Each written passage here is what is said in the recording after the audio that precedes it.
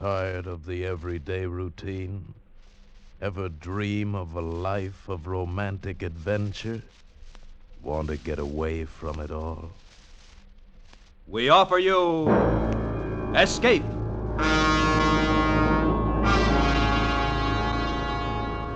Escape, designed to free you from the four walls of today for a half hour of high adventure.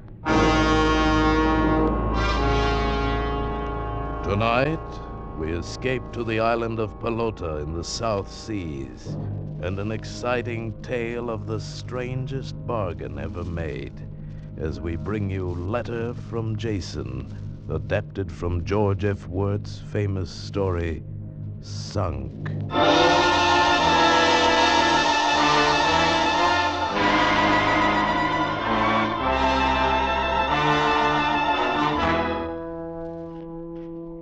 No, John. My mind's made up, and all your eloquence won't change it. You'll understand why when you hear this letter I got today. A letter from Jason. Yes, at last. Listen to this, John. Dearest Ellen, he writes, after the terrible things I did and said to you that last night, there seemed to me to be only one way out. I had failed you as a husband. I had failed the baby as a father. There wasn't anything I hadn't failed at, excepting booze. I was a great success in a saloon. But this is no news to you. You might, however, be interested in what happened after I walked out on you that night. Well, actually, I don't remember much of the night. But the next morning, when I woke up in a rooming house south of the slot, I remembered enough. I knew I couldn't go back, and I didn't see any point of going on. But I even failed as a suicide. Somebody smelled gas and called the police. When I came to in the receiving hospital, Uncle Jeffrey was there. Well, Jason, you've sunk pretty low. Oh, go away and leave me alone. You must have been drunk to find the courage to try suicide. I don't ever really get drunk anymore. I just drink. That's scarcely news. What about your wife and child? You're suddenly very solicitous. No, I never approved of your marriage, but you're still my brother's son. Why did you try to do this? Money. A couple of other things, but money principally. Your father left you plenty of money, too much for your own good. Now it's gone. Of course it's gone. I'm over my ears in debt. How much do you owe? More than I could pay back in a year, and some of them won't wait. There's a bookie in Sacramento Street. How much? More than $3,000. Why didn't you come to me for it? Would you have given it to me? You know I wouldn't. Why, you're getting a big kick out of this, aren't you, Uncle? Get out. Get out. Jason, you misunderstand me. I didn't come here for fun. I came on business. What? Yes, I came to offer you a job. Oh, that's funny. That's a great big laugh. No, I'm serious. On the way over here, I did a lot of thinking. Since you're ready to die anyway, perhaps I can arrange it in a way to provide for your wife and child. Yes, and pay your debts. Oh. You know where I spent my youth? Yes. Poaching pearls in the South Seas with my father. Really, Jason? That's an ungrateful conclusion and unkind to the memory of your father. We were traders, honest traders. But there were others not so honest. There were killers down there in those days. There's one in particular who crossed me several times and is still alive. His name is Jake Finch.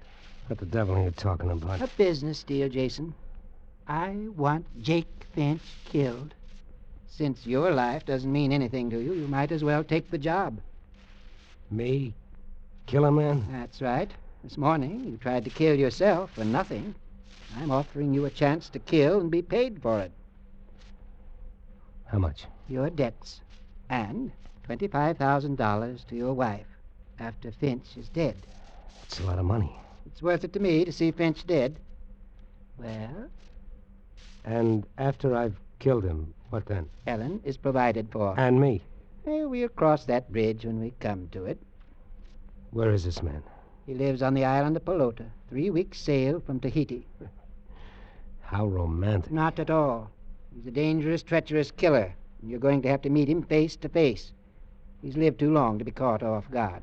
What makes you think I'll have the guts to kill him? I'll be along to see that you do. What? Yes, and to see that my name is not connected with the matter. If you kill him, it will be in self-defense. So I've sunk pretty low, have I, Uncle? What about you? That's neither here nor there. Do you want the job? No. But I'll take it for Ellen's sake.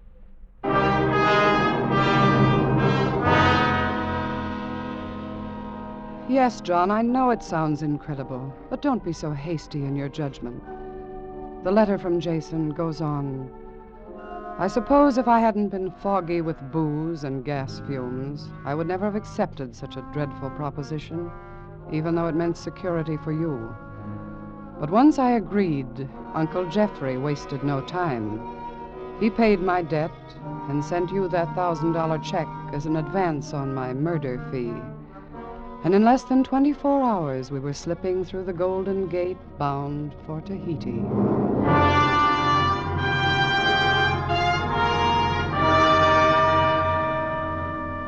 It wasn't any different aboard ship. They have bars, too, and wonderful brandy, French cognac. I was really enjoying life, a cruise to the South Seas, all expenses paid.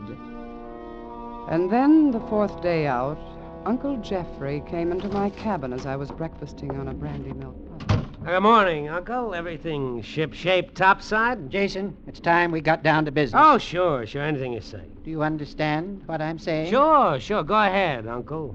Here, you better get used to the feel of this. A gun? Is it loaded? Naturally. Pick it up. It's heavy. Yes, it's a .45. Tear a hole in a man the size of a silver dollar. Never held a gun in my hand before. Aim it. There, at your reflection in the mirror. What's the matter, Jason? Your hand's shaking. You're perspiring. I can't. I can't. You must. Remember, if you want your wife to get that money, you'll have to kill Jake Finch, not just try to kill him. I need a drink. I need a drink bad.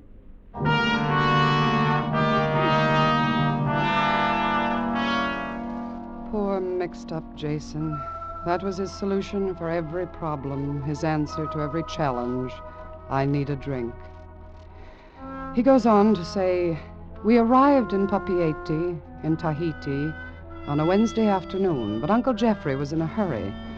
He had chartered an island schooner, the Lorelei, and she was to sail at dawn the next morning for Pelota and Jake Finch. But at least I would have one evening ashore, and I intended to have it alone. Well, see you later, Uncle Jeffrey. Where are you going? Sightseeing, one enchanted evening, that sort of thing. Now, you wait till I get this luggage transferred to the schooner, and I'll go with you. What's the matter? Afraid I'm going to get drunk? I know you are. That's where you're wrong. Got to stop sometime. I made up my mind I quit when we got to Tahiti, so I've quit. I don't believe you. You're drunk right now. That's what you think. I'm not drunk, Uncle Jeffrey. I'm sick. I'm sick of the sight of you. We still have a long way to go together. I know. Let's understand each other right now. I hate your guts. It's perfectly clear that you hate mine. I made a bargain with you. I'll go through with it, for Ellen's sake. Went for her, I'd use that gun on you instead of Jake Finch. Good. I'm glad that we understand each other so clearly. I'll see you later. Be aboard the Lorelei at midnight. Don't worry, I'll be there. I'm sure you will, Jason.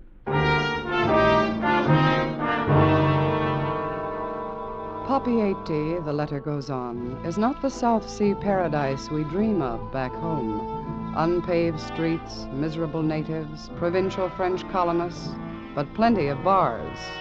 I avoided them. I headed for the big hotel and a table on the terrace. Take away the palm trees and the French accent, and it was about as exotic as the commercial house in Sioux City.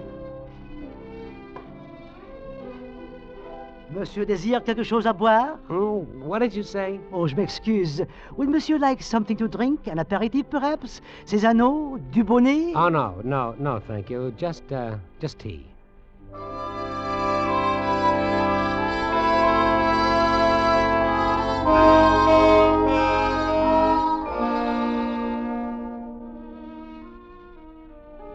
Garçon. Oui, monsieur? My check, please. Tout de suite, monsieur. You know, that tea, that's pretty vile stuff. Was there something wrong, monsieur? It is the very best oolong. Oh, no, I guess it was all right for tea. Oui, monsieur. Voilà, monsieur. Here you are. And keep the change. Oh, merci beaucoup. Oh, say, tell me, what's a good place for dinner? Oh, ici, monsieur. The hotel has the best cuisine in Papier-Té. But it's a little quiet, don't you think? Peut-être. Then I should commend monsieur to chez Tante Marguerite, or the Southern Cross. At the Southern Cross, there are the girls. Ah. Then I'll go to Marguerite's.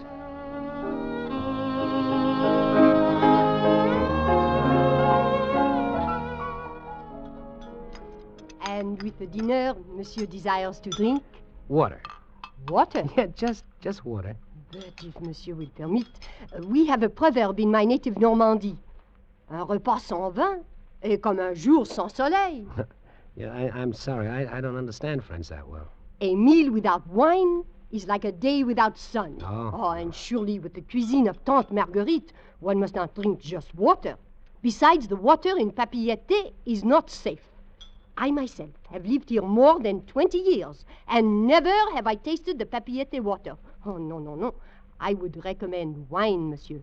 I urge it. With the langouste, a dry sauterne, monsieur. Oh, well. Well, very well. A small bottle, then.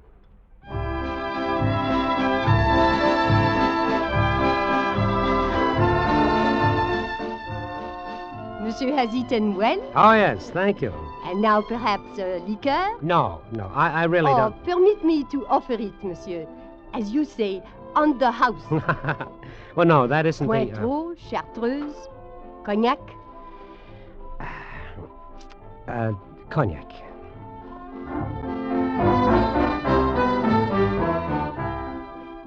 Oh, it's an excellent dinner, madame. An excellent liqueur, and the world begins to look all right again. Of course it does, monsieur. Of course it does. Oh, now, madame, tell me. You know of a place here in Papier-Té called, the Southern Cross? And who does not, monsieur? Tell me how to get there, will you?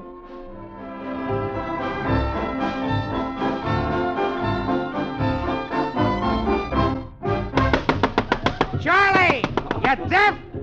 Oh, yes, mister. You like maybe something, huh? Oh, yeah, another cognac. Oh, yes, sir. You like cognac maybe, so help yourself. Oh, sure, I like it. That's the best thing the French do is make cognac. Oh, look out. You're spilling it. I'm trying not to. Can't you see? I'm trying to hold it steady. You're not so steady yourself. Why can't I hold it steady? You know, it's like the gun. I can't hold the gun steady either. How can I shoot straight if I don't hold it steady? All the same. Whiskey, gun. You can't go steady with both. You go steady with me. Hmm? Oh. Well, hello, baby. You are alone.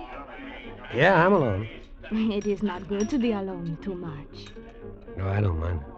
You like me to keep you company. I don't mind. You have cigarette for me? Yeah, Hey, sure. mate, what's the big idea of knowing this lady? I know it. What do you mean? This little... What's your language? Now, look, here, I'm sitting here minding my own business. Well, now you're minding mine. Now, scram. Well, I got as much right Are you as... looking for trouble? Well, no. But it seems to me you are. You little jerk. Okay, boys, carry him out. Nice work, sister. Here's your 100 francs. Thank you, Captain Steve. You want me to make change?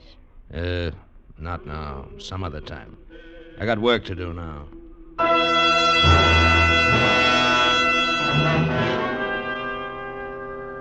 I know, John. It's the same old pattern. How well I know it. The promises and the failures. Anything could start him slipping. A glass of wine, the brandy sauce on the mince pie. Yes, or the sniff of the cork, if you like. But listen to Jason's letter. He goes on. The next thing I knew, I was in a narrow bed, in a creaking, rocking room, and I didn't feel well, darling, not well at all. I had the world's worst hangover.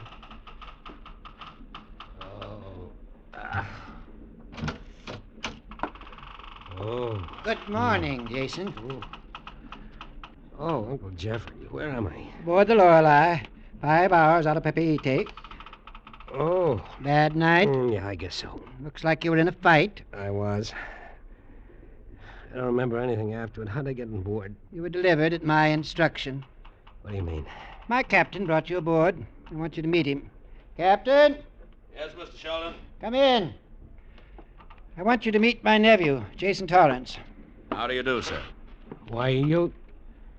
We've already met, Uncle. This is the man who knocked me out. I know, according to my instructions. That'll be all, Captain. Yes, sir. Well, you're a... Save your breath, the Jason. dirtiest... Your head will only ache more if you get excited. I'm not trying to hide anything from you. Captain Steve is a tough guy, but not nearly as tough. Not half as quick or strong or hard to kill as Jake Finch. And he tells me you never even hit back. Object lesson, huh? That's right. You've already cost me a lot of money, and I want my money's worth. You're no good to me, drunk, or to yourself, or to your wife and child. Suppose you'd gotten in a real brawl in that saloon last night. Well, you could have been killed. And where would your wife and kid be? But believe me, I won't pay off until you kill Jake Finch. I do believe you. I believe you'd let Ellen and the kid starve before you'd help them. I would, Jason. You can be sure of that. Unless you kill Jake Finch. All right, Uncle. I'm on the wagon from now on. Oh, it's easy to say when you're still going on last night's booze. I mean it. I've taken my last drink. I wonder, Jason. I wonder.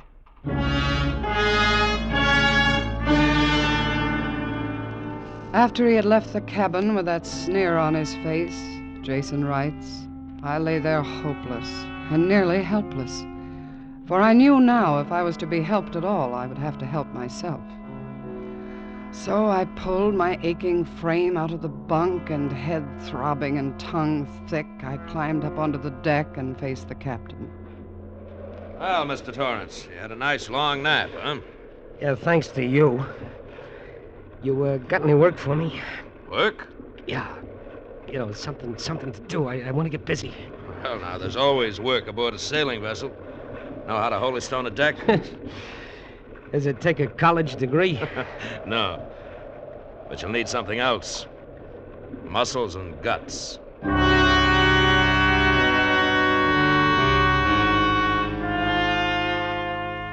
Who said it gets easier day by day? Jason writes. It didn't for me. I was stiff and sore from using muscles that had never been used before. And the only thing I wanted was a drink, just one drink to ease the pain. But I knew I'd never stop with one. It got tighter and tighter inside me, and there had to be a breaking point. And then on the 10th day out, the captain sent me up to secure a block on the mainmast. The sea was kicking up a little, and when I was 15 feet above the deck, the schooner lurched suddenly. I lost my grip and fell. I grabbed at the shroud, and it bit into the skin of my palms, and I hit the deck and lay there for a moment, shaking with fear, knowing that this was the end of my fight. Then I got to my feet, ran down to the galley, and opened the cabinet where I knew the captain kept his brandy. Having a little nip, Jason? Yes! I'm through. With your rotten bargain, your Jake Finch, and your... Through with Ellen and the baby. Through with keeping your word. Back where you started from. A gas-filled room, trying to commit suicide. Well, go ahead. What are you waiting for? You've got the bottle in your hand. Go ahead. Take your drink. Shut up! What are you waiting for, Jason? Shut up, shut up! Just remember, Jason, one drink will finish you. Jake Finch will kill you, and Ellen won't get the money. I'm a businessman, Jason. I made a bargain. Don't think I'm going to renege. I didn't want you to marry Ellen in the first place, remember? She won't get a penny from me when you die. Remember that. Be careful, Jason. You're trembling so, you might drop the bottle. Maybe you do need to drink, Jason. Think it over. It's an easy way out, and I won't embarrass you by staying and watching. Murderer! You dirty murderer! I won't touch it, Drake! I won't touch it! I'll show you! I'll show you!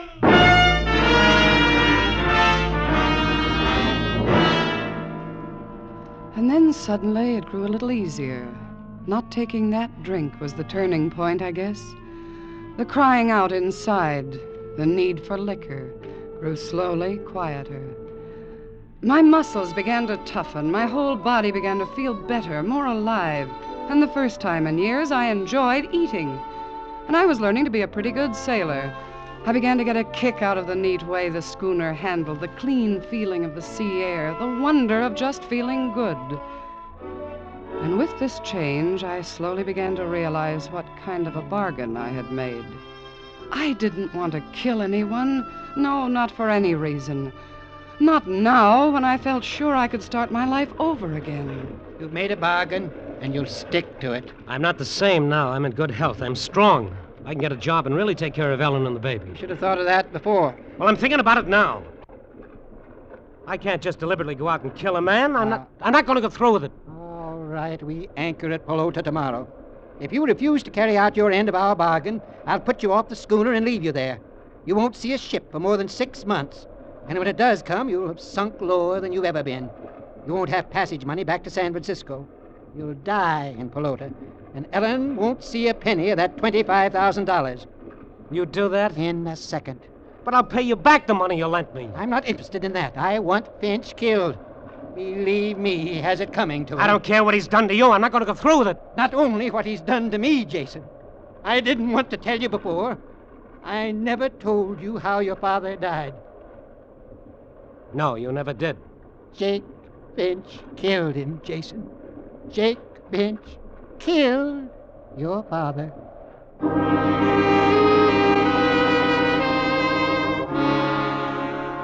Jason's letter continues. So you see, Ellen, what a diabolically clever scoundrel Uncle Jeffrey is. The last straw was that stuff about my father. I don't know whether he's lying or not, but it just might be true. And so this man who is playing God with my life has added the final motive for murder: vengeance.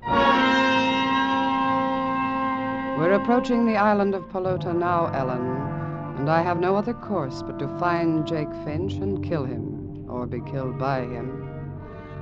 What a crying shame that I couldn't have found myself before this, for I know now what a wonderful life we might have had together.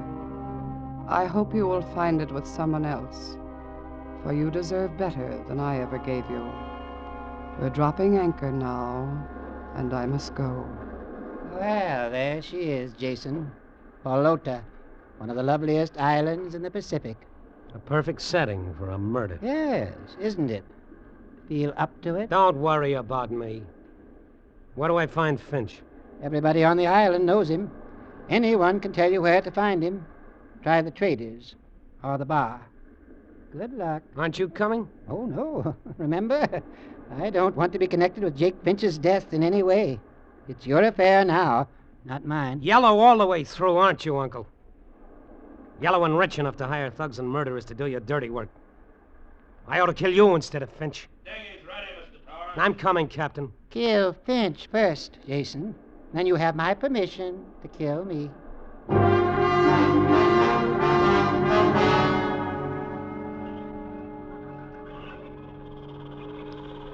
Good day to you, sir. Good day. Put in for supplies, have you? No. Well, we've got everything a trim little schooner like yours would be needing. Look, can you, tell me where I can find Jake Finch? Jake Finch? What do you want with him? But that's my business. Where is he? I couldn't say exactly. He might be down on the beach this time of day. Thank you.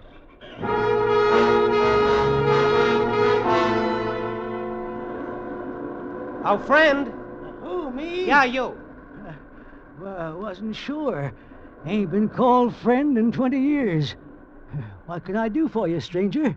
I'm looking for Jake Finch. Well, don't look at me. I ain't him. Where can I find him? Look here, mister. If this is your idea of a joke, it ain't funny to me. I'm sorry. I'm simply looking for Jake Finch. Well, look somewhere else. Look for him in a bar. That's the likeliest place to find Jake Finch.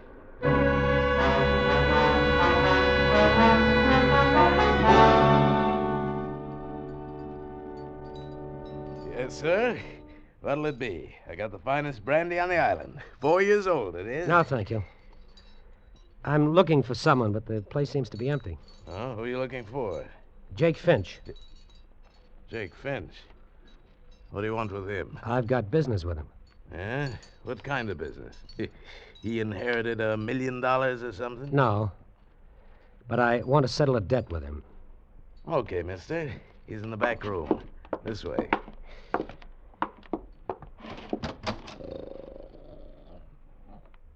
There he is. That old bum? Yeah. Sleeping it off. Been there since I closed up last night. Jake Finch? This can't be Jake Finch. Yes, one of them. There's more down on the beach, kicking around town. What are you talking about? Well, there's at least a dozen Jake Finches here on Pelota. A dozen? Hey, look, somebody's been kidding you, mister. Don't you know? Jake Finch is the name we give any rum bum here on Pelota. They spend their last penny here in the bar and sleep it off on the beach. Drink, mister. All the Jake Finches drink themselves to death. Jake Finch. Me. All along, the Jake Finch he wanted to kill was in me. Hey, where you going? I've got an apology to make. You look like you need a drink. How about one for the road, huh? No, thanks. I don't drink.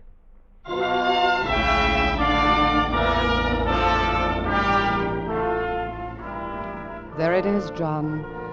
That's my letter from Jason.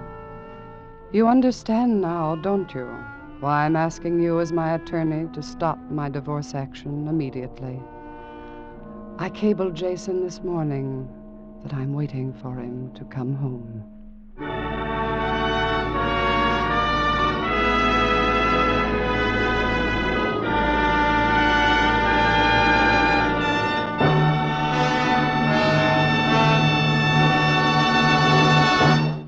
Escape is produced and directed by William N. Robeson.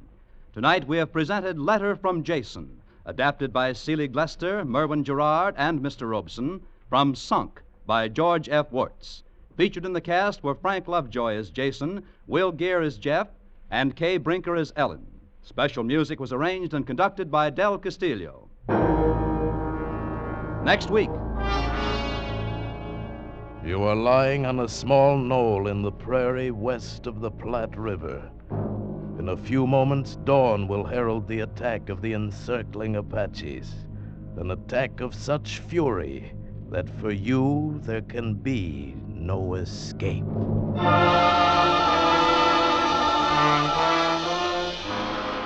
Next week, we escape with an exciting tale of the Old West, as James Warner Bella tells it in his thrilling story, Command. Pardon me, Mr. Lamont. I'd like some information. Why, it's Gracie Allen. Can you tell me who that young man was with the wonderful deep voice? Well, yes, that's Paul Frees. Well, I'd love to meet him. That'll be easy. Paul, this is Gracie Allen. Gracie, this is Paul Frees. Hello, Gracie. Or should I call you Mrs. George Burns? Well, yes, you should. You see, I've been Mrs. Burns ever since that day when a certain tall, handsome man came along and pronounced George and me man and wife. I see. But it's George I've come to talk to you about. You have such a beautiful voice yourself, so I thought if you let him sing on this program, our sponsor will hear him and realize how great he is. Then he'll let him sing on our program Wednesday nights. Well, Gracie, this is not a musical program. This is Escape. Well, George can make your program more popular. When he sings, everybody will be looking for Escape. I'm sorry, Gracie. I'll have to turn you down. Oh?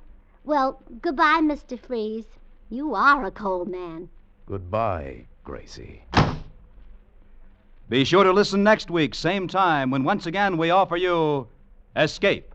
This is CBS, the Columbia Broadcasting System.